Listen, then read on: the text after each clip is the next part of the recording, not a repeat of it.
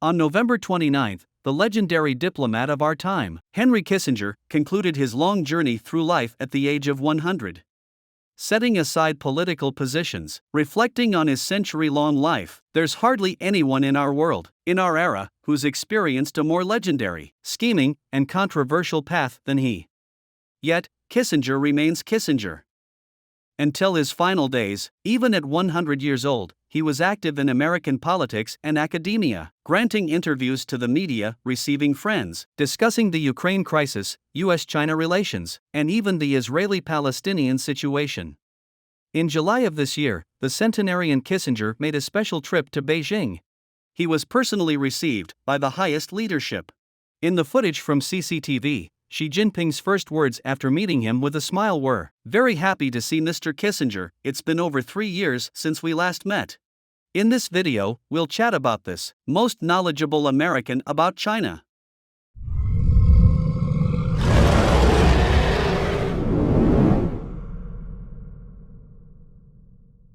Kissinger was originally a German Jew, born on May 27, 1923, in Fürth, Germany. In 1938, to escape Nazi persecution, he moved to the United States. He was fortunate, at least 13 of his relatives were later sent to gas chambers by the Nazis. His most illustrious times were serving as Nixon's national security advisor and later as U.S. Secretary of State.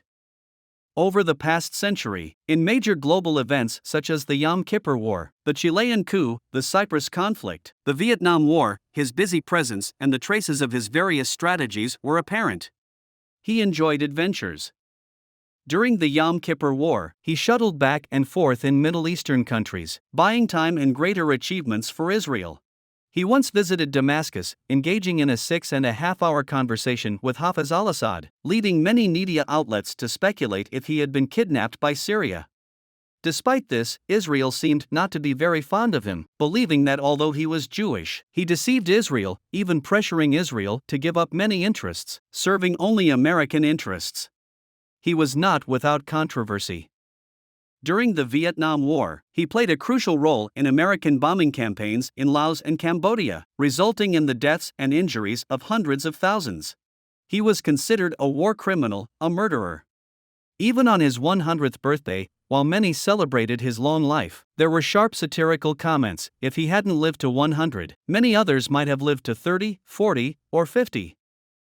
But more ironically, due to the Vietnam War, in 1973, he and Le Duc Tho jointly received the Nobel Peace Prize. Many might still remember his famous quote, "Power is the ultimate aphrodisiac." Of course, the most striking chapter of Kissinger's life was his legendary journey to China, which bewilderingly transformed the Sino-US Soviet triangle and reshaped the Cold War landscape. History firmly remembers Henry Kissinger, who has also become an old friend of the Chinese people. Over the past half-century, he has frequently visited China. If I'm not mistaken, he should be the American with the most interactions with the Chinese leadership in U.S. politics, bar none. During his visit to China in July this year, China's top leader, Xi Jinping, made a special trip to Building 5 of Diaoyutai State Guesthouse to meet him. If history serves me correctly, in 1971, Kissinger's groundbreaking trip in China was hosted at Building 5 of Diaoyutai State Guesthouse, where he met Premier Zhou Enlai for the first time. Returning to the place of past encounters, the centenarian Kissinger was deeply moved. He felt honored to visit China and expressed gratitude to the Chinese leadership for arranging the meeting here. At this place, the Chinese leader also reminisced. He told Kissinger, "You've just turned 100 and have visited China over 100 times. The combination of these hundreds makes your visit to China this time particularly significant. The Chinese value loyalty and friendships. We will not forget our old friends or your historical contributions to promoting the development of Sino-US relations and enhancing the friendship between the two nations. We will not forget our old friends." Hearing these words, I believe Kissinger would have felt a sense of deep sentiment.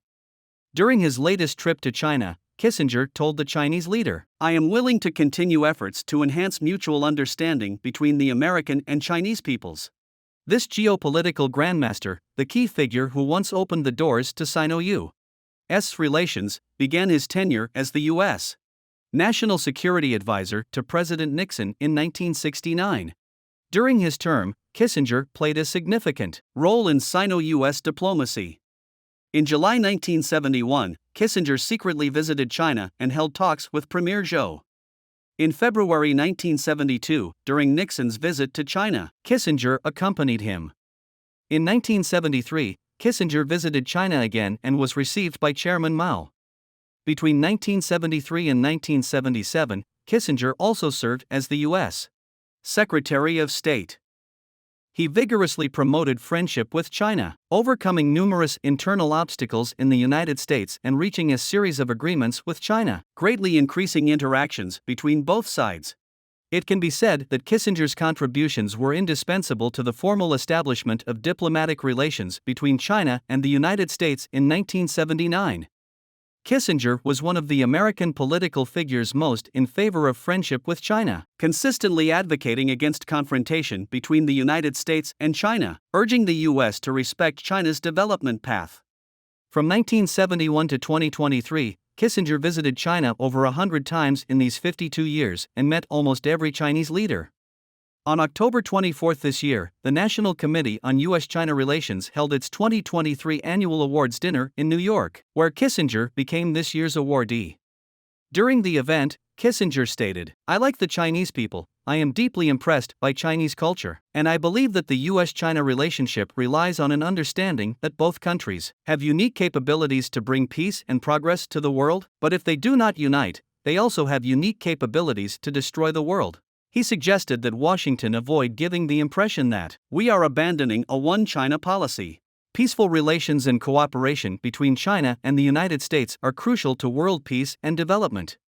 At the age of 88, Henry Kissinger published On China, attempting to understand China from a historical perspective, including the extensive history of Sino-US economic and trade interactions. The New York Review of Books hailed the book, stating it displayed unreserved recognition by a Western scholar of China's uniqueness. Kissinger, known as the American who understands China the most, foresaw much about the development of U.S.-China relations. However, at his centenary, he seemed concerned about the current state of U.S.-China relations and the actions of American politicians. On the eve of his 100th birthday, during an 8-hour interview with The Economist, Kissinger issued a stern warning: "The fate of humanity depends on whether the U.S. and China can coexist peacefully, and the only way to prevent catastrophic conflict is through calm diplomacy." He analyzed further, saying, "In Washington, they say China wants to dominate the world. But the answer is that China wants to be powerful. They do not want to dominate the world like Hitler. This is not their view of the world order, and they have never thought that way." There was some relief that in the final month of Kissinger's life, the U.S.-China tensions somewhat eased during the China-U.S. summit in San Francisco. Yet, the outlook is far from optimistic. In today's American political landscape, admonitions like Kissinger's may not resonate with many. Frankly speaking, America now lacks the foresight and courage that figures like Kissinger possessed. Some politicians engage in tough talk and reckless actions towards China, even challenging China's boundaries and red lines. After Kissinger, there is no one like Kissinger. Of course, it seems America no longer needs a Kissinger. Interestingly, when China facilitated the reconciliation between Saudi Arabia and Iran this year, Kissinger's initial reaction was that the significance of this event equaled his and Nixon's visit to China. In the long run, China's emergence as a peacemaker changed the diplomatic landscape of the world. He even predicted that due to China's involvement in mediating, there would be a significant turning point in the Ukraine crisis by the end of this year. Once, this was America's diplomatic artistry, but now it seems China has become the main diplomatic player. At 100 years old, Kissinger must have seen through the world. His era has come to an end, carrying the youth and memories of an era. No matter how influential a person may be, they will inevitably reach an end. But that's life. To the 100-year-old Kissinger, may the road ahead be smooth. This is the end of this video. Thank you for watching. Please like, subscribe, and comment. We genuinely appreciate your support.